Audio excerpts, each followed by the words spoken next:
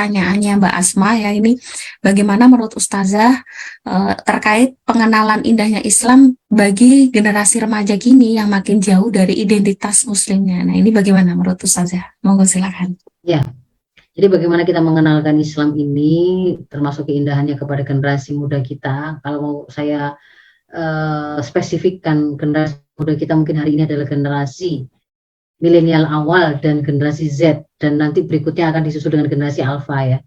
Memang mereka punya karakter tertentu yang harus kita perhatikan, tapi kita juga memiliki rambu-rambu yang sifatnya umum yang berlaku untuk seluruh generasi, seluruh manusia. Dalam sebuah kitab itu disebutkan begini, Islam ini, mabda Islam ini, ketika dia itu disampaikan dengan fasih takbir, wadhihullah, sadiqul lahjah, maka niscaya dia itu akan mudah sekali diterima oleh siapapun, manusia manapun. Ya.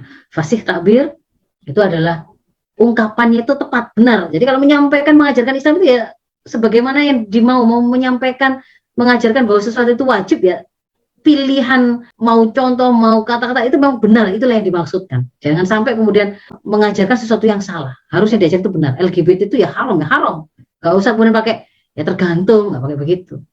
Tergantung kapan atau di mana, nggak begitu. Tapi harus jelas pesannya itu. Takbirnya harus fasih. Itu yang pertama, kunci pertama.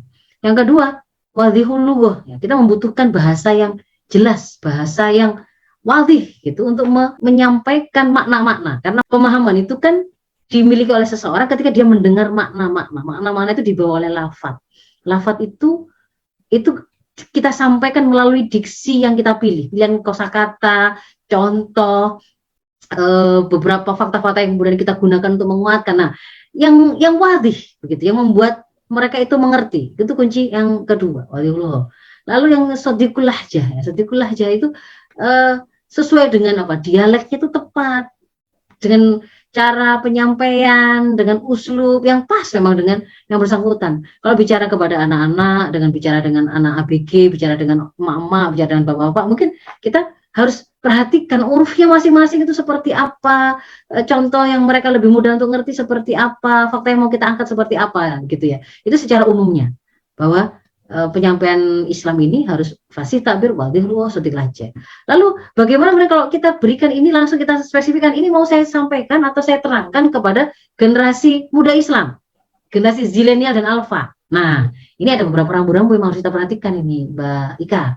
Jadi bahwa generasi zilenial hari ini termasuk alfa itu kan mereka penduduk asli dunia digital ya.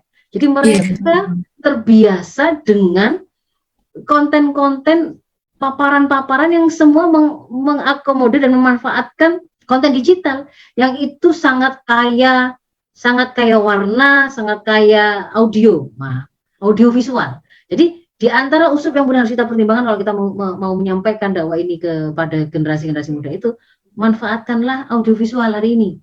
Audiovisual hari ini. Jadi misalkan penyampaian itu tidak harus dalam bentuk ceramah saja.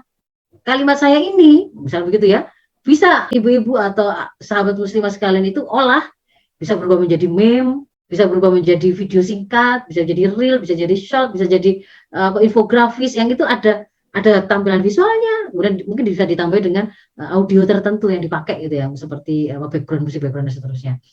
Lalu mereka juga punya karakter karena biasa memiliki keberlimpahan informasi, itu kan mereka biasa nyari info itu dan mendapatkan info itu dari mana saja.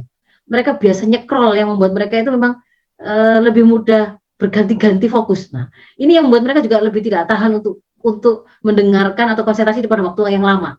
Maka kalau kemudian mempertimbangkan kepada mereka, mungkin di antara usul yang lain adalah sampaikan itu dalam item satu pikiran tertentu yang dipotong-potong ya satu. Jadi ya bukan dalam ceramah yang sifatnya panjang, tetapi dipotong per pokok pikiran. Boleh misalnya ini pengajian, boleh itu dibikin sesinya dibagi, atau boleh bahkan narasumbernya itu yang ganti-ganti gitu ya. Yang satu membicarakan tentang bagaimana menemukan keyakinan akan keberadaan Allah, satu membuktikan keyakinan Al-Quran itu benar-benar berasal dari Allah, yang satu bahwa kebutuhan kita akan Rasul dan begitu. Ini mau sesinya dibagi atau mau narasumbernya yang berbeda-beda misalkan begitu. Kemudian yang lain bahwa di antara wujud dari tadi itu wadihluh itu pilihlah diksi yang memang mewakili mereka supaya mereka tuh dapat feel-nya gitu ya. Kalau zaman saya dulu itu ketika menyampaikan dakwah itu, ke zaman saya SMA itu justru merasa keren ketika disapa akhi ukti gitu dulu itu ya. Karena baru tergila-gila dan mengenal bahasa Arab. Mungkin hari ini malah yang seperti itu malah nggak terlalu familiar bagi generasi zilenial atau alpha. Mungkin mereka biasa disapanya dengan bestie, sobi gitu ya, atau apa girls gitu ya.